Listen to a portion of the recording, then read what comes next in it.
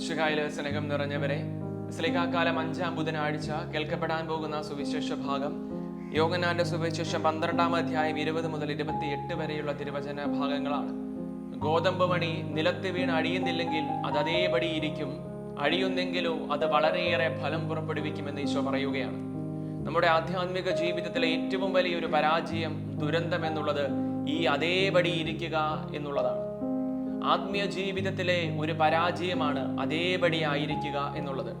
നമ്മൾ പരിശുദ്ധ കുർബാനകളിലും കൂദാശകളിലും ബൈബിൾ കൺവെൻഷനുകളിലും കുടുംബ പ്രാർത്ഥനകളിലും ഒക്കെ നമ്മൾ പങ്കെടുക്കുന്നുണ്ട്.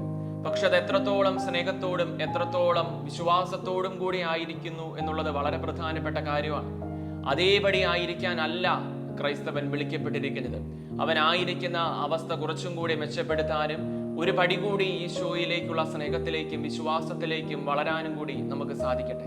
ഈശോ നമ്മെ സമൃദ്ധമായി അനുഗ്രഹിക്കട്ടെ.